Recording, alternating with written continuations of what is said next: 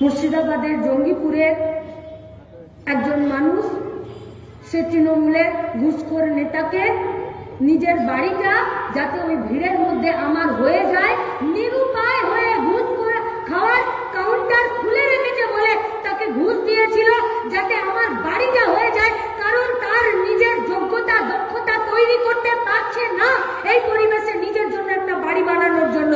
সে যখন তার বাড়ির আবাস যোজনার ঘরের তালিকায় নিজের নামটা পেল না, বললো আমার পয়সা ফেরত দে বাবু। বললো পয়সা? ওকে এমন মারলো, এনআরএস থেকে তার ডেড বডিটা বেরোলো রাস্তাটা ঘর থেকে। জেলে থাকা কয়েদিদের জন্য তাদের খাবারের যে চাল, মিড ডে মিলের যে চাল, সেই চাল যে বিক্রি করে চুরি করে দিয়ে নিজে বড়লোক হয়ে গিয়ে আজকে জেলে আছে, সেই জ্যোতিপ্রিয়র বিরুদ্ধে যে চার্জশিট করছে সেই চার্জশিটে সে বেল পেয়ে যাচ্ছে। লোকে কানাঘুষো করছে, বলছে অনুব্রত বেরিয়ে গেল, জ্যোতিপ্রিয় বেরিয়ে গেল, পার্থটা কি দোষ, ওকেও বের করে দেবে, ও বেরিয়ে যাবে। গরু চুরি হয়ে গেল, বালি চুরি হয়ে গেল, চাকরি বিক্রি হয়ে গেল, মেয়েদেরকে পাচার করে দিচ্ছে, একটা কেউ জেলে থাকছে না। কি বলবেন? হাল ছেড়ে দেবেন? হতাশা যে কিছু তো হচ্ছে না। কে বলেছে যে বিচার ব্যবস্থা তাকে শাস্তি দিলে শুধু সেই শাস্তি হবে, না দিলে হবে না? শুধুমাত্র ওরা শাস্তি পাচ্ছে না, ত্রিপুরা থেকে গোটা পশ্চিম বর্ধমান পর্যন্ত, আমাদের বর্ধমান পর্যন্ত নেশাতে ঝুমছে আমাদের বাচ্চাগুলো। গাঁজা, হেরোইন, চরস, পাতা, ডেনড্রাইট, সিরাপের ওষুধ, ফেসবুকে রিলস থেকে বেরোচ্ছে। গ্যাসের সিলিন্ডারের পিছনে পাত্তিটা কেটে দিয়ে আর নিষিদ্ধ সিরাপগুলো বেরোচ্ছে, যেগুলো পাচার হচ্ছে, শুধু পাচার হচ্ছে। আশেপাশে গোটা পশ্চিমবঙ্গে, গোটা বর্ধমানে কোন জায়গায় গেল এই শাস্তি? শুধু অনুব্রত, পার্থ, জ্যোতিপ্রিয় এরা জেলে চলে গেলে হবে? থ্রেট তখন মাথা চাড়া দিয়ে ওঠে যখন থ্রেটের কাছে মাথা নত করে দেওয়ার লোকের সংখ্যা বেড়ে যায়। থ্রেট তখন মাথা তুলে দাঁড়াতে পারে না যখন থ্রেটের কাছে মাথা নত করে দেওয়ার সংখ্যা কমে যায়। সিপিআইএম পার্টি লাল ঝান্ডা শুধু এইটুকুই বলছে, কোন থ্রেটের কাছে মাথা নত করবেন না, নইলে আমাদের পরিবার, আমাদের গ্রাম, আমাদের শহর, আমাদের রাজ্যকে আমরা দুদিন পর আর বাঁচাতে পারবো না। लोकसभा चुनाव से पहले भी हम लोग यही बात बोले थे कि जीतना है हम लोगों को, भाजपा को हराकर, तृणमूल को हराकर जीतना है, लेकिन पहले जीतना है गरीब मेहनतकश मजदूर वर्ग का, आदमियों का भरोसा। জিতেছি আমরা গোটা দেশ জুড়ে। মানুষ বিজেপি 400 হেকড়িকে 200-তে নামিয়ে দিয়েছে। যাদের একক সংখ্যা গরিষ্ঠতার অহংকার ছিল, আজকেও তাদেরকে ইন্ডিয়ার হাত ধরতে হয়েছে, এনডিএর হাত ধরতে হয়েছে, তবে গিয়ে সরকার তৈরি করেছে। কিন্তু গাড়ি কি আটকে গেছে? না, গাড়ি আটকায়নি গাড়ি। এই গাড়িটাকে আটকে দিতে হবে, নইলে বাচ্চার লেখাপড়া, নইলে আমার স্বাস্থ্য, আপনার পেটের ভাত, মাথায় ছাদ, এ কিচ্ছু থাকবে না। গাজর ঝুলাচ্ছে না বিজেপি সরকার। 2014 में बीजेपी सरकार ने आसे और उसके बाद बोला गया कि हाउस फॉर ऑल होगा।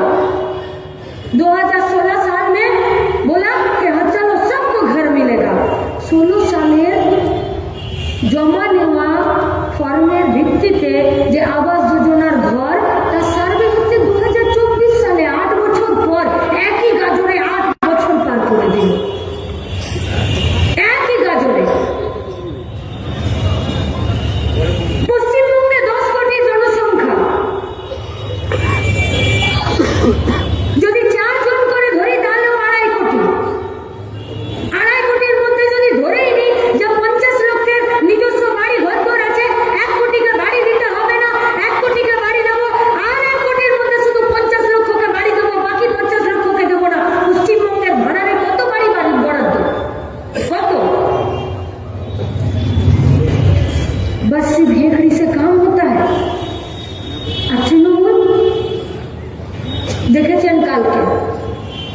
মুর্শিদাবাদের জঙ্গিপুরের একজন মানুষ, সে তৃণমূলের ঘুষখোর নেতাকে নিজের বাড়িটা যাতে ওই ভিড়ের মধ্যে আমার হয়ে যায়, নিরুপায় হয়ে ঘুষ খাওয়ার কাউন্টার খুলে রেখেছে বলে তাকে ঘুষ দিয়েছিল যাতে আমার বাড়িটা হয়ে যায়। কারণ তার নিজের যোগ্যতা দক্ষতা তৈরি করতে পারছে না এই পরিবেশে নিজের জন্য একটা বাড়ি বানানোর জন্য।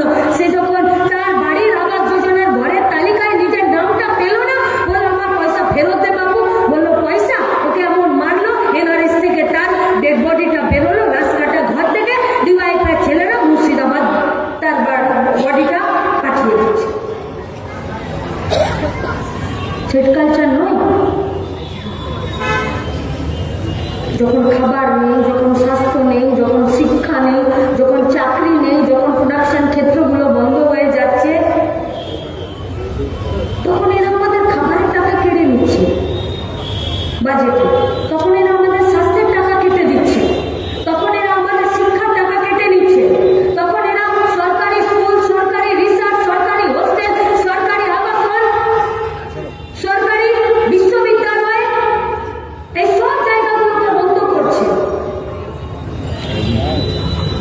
কি নীতি? আমরা কি চাইছি? আমরা লাল ঝান্ডা? আমরা কি চাইছি? সিপিআইএম, কমিউনিস্ট পার্টি ব্যক্তি সত্তাকে বাদ দিয়ে সমষ্টিগতভাবে কাজ করতে চাইছে। सबको लेकर काम करना चाह रहे हैं, सबके लिए काम करना चाह रहे हैं,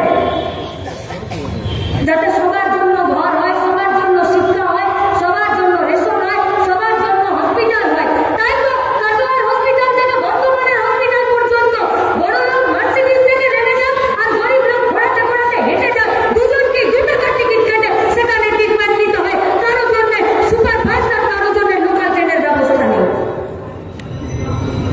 আজ গোটা সরকারি হেলথ সিস্টেমটাকে তুলে দেওয়ার জায়গা গ্রামীণ স্বাস্থ্য কেন্দ্রগুলো ধুঁকছে। পুরুলিয়াতে কুকুর নতুন হওয়া বাচ্চাটাকে তুলে নিয়ে চলে গেল। এরপরও আর্চিকরের পরেও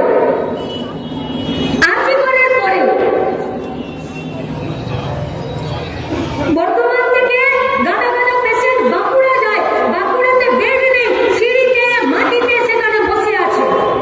অথচ দেখুন সবার বাড়িতে একটা করে স্বাস্থ্যসাথীর কার্ড। কেন? কারণ মানুষের মনের মধ্যে এই ভাবনা, এই সিদ্ধান্ত, এই ধারণাকে বদ্ধমূল করে দিল, একদম বুকের মধ্যে ঢুকিয়ে দিল যে সরকারি স্বাস্থ্য ব্যবস্থা মানে এখানে ভালো ট্রিটমেন্ট পাওয়া যায় না। তার জন্য তোমাকে আমি একটা কার্ড দিলাম, যে কার্ডটার নাম হচ্ছে স্বাস্থ্যসাথী। এই কার্ডটাতে তোমাকে 5 লাখ ভরে দিলাম, তুমি সরকারি হসপিটালে পাবে না, তুমি চলে যাও প্রাইভেট সংস্থা। তার মানে সরকার সরকারি স্বাস্থ্য ব্যবস্থাকে নিজে আর ডেভেলপ